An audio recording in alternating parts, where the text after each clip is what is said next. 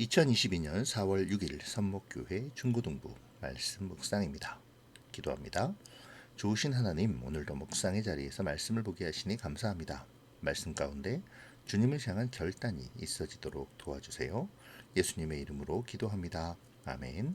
오늘 말씀은 마가복음 13장 14절부터 27절입니다. 멸망케 하는 혐오할 만한 것이 서 있지 않아야 할 곳에 서 있는 것을 보거든 읽는 사람은 깨달아라.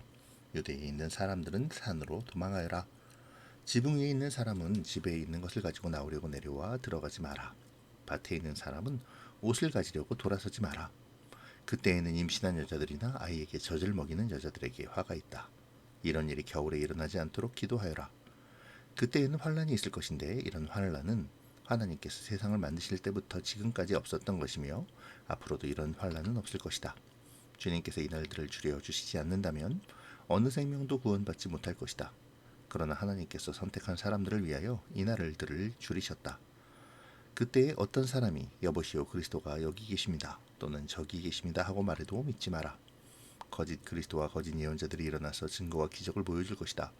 그래서 가능하면 선택된 사람들을 잘못된 길로 인도하려고 할 것이다. 그러므로 조심하여라. 내가 모든 것을 미리 일러주었다. 그러나 그때의 환란이 지나가면 해가 어두워지고 달이 그 빛을 내지 않을 것이다.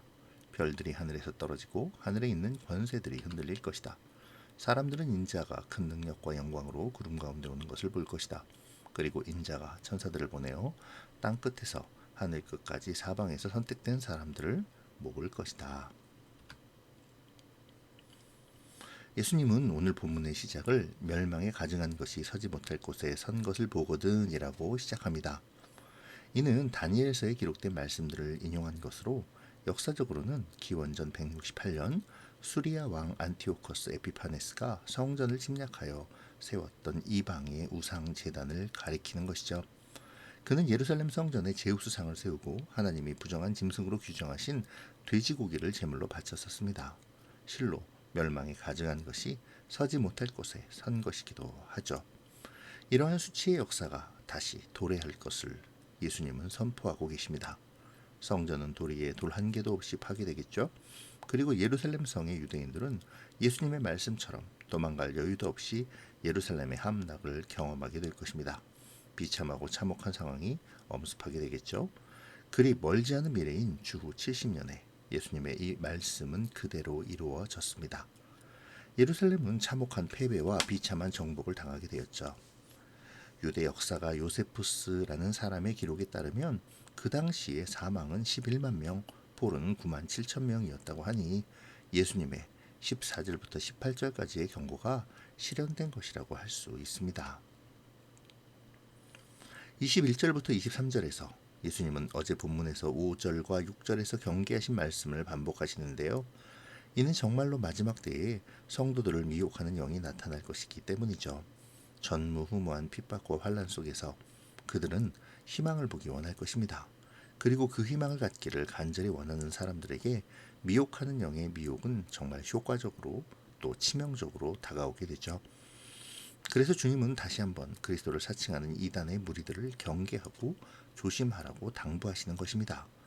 주님께서 알려주시겠다는 말씀은 주님의 말씀 외에 다른 어떤 것도 신뢰하지 말라는 것이죠. 주님 외에 신뢰할 만한 것은 하나도 없습니다. 오늘 본문의 마지막 단락은 예수님의 재림에 대한 말씀입니다. 예수님께서 다시 이 땅에 오시는 날은 해가 어두워지고 달이 빛을 내지 아니하며 별들이 하늘에서 떨어지고 하늘의 권능들이 흔들리게 될 것입니다. 그리고 그때의 주님은 구름을 타고 영광 중에 이 땅으로 오시겠죠. 그 권능과 영광을 사람들은 보게 될 것입니다. 그리고 끝까지 견디는 사람들에게 구원이 허락되죠. 우리 주님은 택함을 받는 자들에게 천사를 보내어 사방에서 구원 얻은 자를 불러 모으심으로 택하신 사람 한 사람도 버리시지 않으실 것임을 분명히 선포합니다.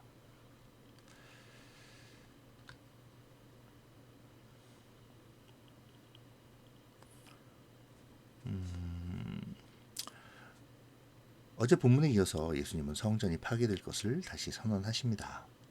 주님이 말씀이 세워져야 할 곳, 하나님이 계셔야 할 성전에서 말씀의 거역이 일어나고 자신들이 하고 싶은 일을 행하며 욕망과 탐욕의 장사꾼들의 술수가 난무하는 그러한 성전을 바라보시면서 예수님은 한탄하셨었죠. 예수님의 표현대로 성전은 하나님이 계신 곳이 아니라 강도의 소굴이 되고 말았습니다. 결국 예수님의 말씀대로 성전은 파괴되어 돌 위에 돌 하나 남지 않게 되죠. 뿐만 아니라 예루살렘 역시 참혹한 대가를 치러야만 합니다. 멸망케 하는 혐오할 만한 것은 어쩌면 제우스상이나 그에게 바쳐졌던 돼지고기가 아니라 바로 하나님의 백성이라고 자부하며 하나님이 계신 곳에서 자신의 일속을 챙기고 말씀을 거역한 바로 그 패악한 백성이 아닐까요? 그들이 그토록 혐오하며 싫어하는 이방인의 형태를 거룩이라는 이름으로 포장하여 자신들의 욕망만을 추구했던 하나님의 백성을 주님은 경고하신 것입니다. 이 시간 우리를 돌아보며 묵상을 이어가면 좋겠네요. 하나님이 계시지 않은 성전은 결국 파괴되고 말죠. 하나님을 섬기지 않는 하나님의 백성 역시 참혹한 심판의 자리에 서게 될 것입니다. 오늘 우리의 모습은 어떠합니까? 하나님의 성전이라 여김을 받는 우리 자신 안에 하나님이 계시는지요? 하나님의 백성으로서 온전히 하나님을 섬기고 있습니까? 내 안에 멸망케 하는 혐오할 만한 것이 있는지 이 시간 살펴보기를 바랍니다. 그리고 그것을 주님 앞에 내어놓고 회개하는 우리가 되었으면 좋겠네요. 멸망케 하는 혐오할 만한 것들이 내 마음을, 내 믿음을 갉아먹지 않도록 간구하며 결단하는 오늘의 묵상이 되면 좋겠습니다. 예수님은 성전의 파괴와 예루살렘의 멸망을 선언하십니다. 그것은 멸망에 가증한 것을 핑계로 스스로 멸망에 가증한 것이 되어버린 그들의 불순종과 죄악 그리고 욕망을 추구하는 삶 때문이죠. 하지만 우리 주님은 그럼에도 택한 백성을 외면하지 않으십니다. 환난의 날들을 감하여 주셔서 택한 백성이 포기하지 않고 견디도록 은혜를 베풀어 주시죠. 그리고 끝까지 견디게 하셔서 주님께서 다시 오시는 날 큰 권능과 영광으로 오시는 주님을 보게 하실 것입니다. 주님은 이것을 바라보게 될 사람에 대하여 말씀하셨는데요. 그들은 어제 본문에 따르면 끝까지 견디는 사람들입니다. 그리고 오늘 본문에 따르면 미혹에 빠지지 않도록 조심하는 사람이죠. 믿음으로 분별하는 사람입니다. 미혹에 빠지지 않도록 믿음으로 분별하는 사람, 그리고 심한 환난과 박해 속에서도 끝까지 견디며 믿음을 지키는 사람. 이들의 공통점은 무엇일까요? 이들의 공통점을 찾고 그 공통점을 따르면 우리 역시 끝까지 견디는 자의 삶을 살아갈 수 있을 것입니다. 이 시간 이들의 공통점을 찾기를 바랍니다. 그 공통점이 말씀을 잘 알고 그 말씀에 충실히 순종하는 것이 되었건, 간절한 기도로 주님과 교제하는 것이든, 또한 삶 속에서 주의 영광을 나타내는 삶을 실천하는 것이든, 오늘 말씀을 묵상하는 우리 각자가 그 공통점을 찾아 삶에 적용할 수 있기를 바랍니다. 기도로 마칠게요.